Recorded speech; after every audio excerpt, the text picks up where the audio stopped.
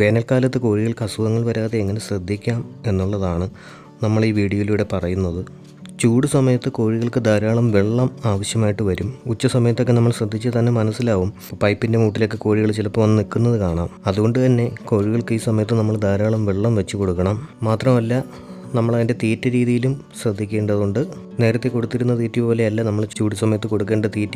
അല്പം ജലാംശം കലർന്നതാണെങ്കിൽ അതായിരിക്കും ഉത്തമം. അല്ലെന്നുണ്ടെങ്കിൽ കോഴികൾ ശോഷിച്ചു പോകാൻ തന്നെ അത് ഒരു കാരണമായി തീരും. അപ്പം നമുക്കിപ്പോൾ ചെയ്യാൻ പറ്റിയ എന്താണെന്ന് വെച്ച് കഴിഞ്ഞാൽ അരിയും ഗോതമ്പും ഒക്കെ വെള്ളത്തിൽ കുതിർത്ത് വെച്ചതിന് ശേഷം കൊടുക്കാം. ഇനി ഗോതമ്പ് കിളിർപ്പിച്ച് കൊടുക്കുന്നുണ്ട്, അങ്ങനെ ചെയ്യാൻ നല്ലതാണ്. ഗോതമ്പ് മുളപ്പിക്കുന്നതിൻ്റെ വീഡിയോ യൂട്യൂബിൽ ഇഷ്ടംപോലെ ഉണ്ട്. നിങ്ങളതൊന്ന് കണ്ടു നോക്കിയാൽ അത് നിസ്സാരമായിട്ടുള്ള സംഭവമാണത്. അപ്പോൾ അങ്ങനെ മുളപ്പിച്ച് കൊടുക്കുന്നത് നല്ലതാണ്.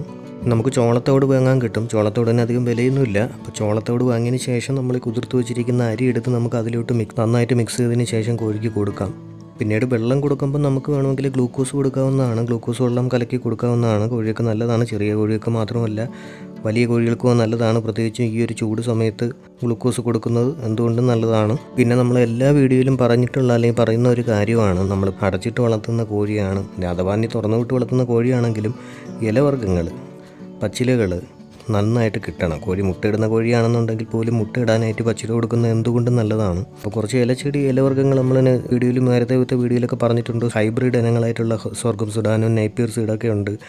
അതല്ല മറ്റ് എന്തായാലും മതി, നിങ്ങളുടെ വീട്ടിൽ നിൽക്കുന്ന എന്ത് പുൽവർഗ്ഗങ്ങളായാലും മതി, കോഴിക്ക് കൊടുക്കുന്നത് എന്തുകൊണ്ടും നല്ലതാണ്. പറഞ്ഞ നേപ്പിയറിൻ്റെ ഇലയും സ്വർഗം സുഡാനിൻ്റെ ഇലയും ഒക്കെ നന്നായിട്ട് കഴിക്കുന്നുണ്ട് കോഴി. കൊണ്ട് കട്ട് ചെയ്ത് വെച്ചു കൊടുത്താൽ മാത്രം മതി, അപ്പോൾ തന്നെ അത് കഴിച്ച് തീർക്കും. നമ്മൾ ഇടേണ്ട താമസമേ ഉള്ളൂ. നന്നായിട്ട് കഴിക്കുന്നുണ്ട്. അത് വേണമെന്നുള്ളവർക്ക് അതിൻ്റെ നമ്പർ വീഡിയോയിൽ കൊടുത്തിട്ടുണ്ട്, ഡിസ്ക്രിപ്ഷനിലും കൊടുത്തിട്ടുണ്ട്. ആ നമ്പറിൽ ബന്ധപ്പെട്ട് കഴിഞ്ഞാൽ നിങ്ങൾക്കത് വാങ്ങാൻ സാധിക്കും. കൂടും പരിസരവും നമ്മളെപ്പോഴും ഒരു തണുത്ത അറ്റ്മോസ്ഫിയറിൽ നിർത്താൻ നമ്മൾ ശ്രമിക്കണം. അപ്പോൾ അതിന് വേണ്ടിയിട്ട് നമുക്ക് വേണമെങ്കിൽ കൂടിൻ്റെ ചുറ്റിനുമൊക്കെ ഒന്ന് നനച്ചു കൊടുക്കാം. ആ പരിസരത്തൊക്കെ കുറച്ച് വെള്ളമൊഴിച്ച് നമുക്ക് ചെറുതായിട്ടൊന്ന് നനച്ചു കൊടുക്കാം. അപ്പോൾ നല്ലൊരു ഈർപ്പം അവിടെ നിലനിൽക്കും. പിന്നെ ഷീറ്റാണെന്നുണ്ടെങ്കിൽ അതിൻ്റെ മുകളിൽ നമ്മൾ എന്തെങ്കിലും ഓല കട്ട് ചെയ്ത് വെച്ച് കൊടുക്കുന്നത് നല്ലതാണ്.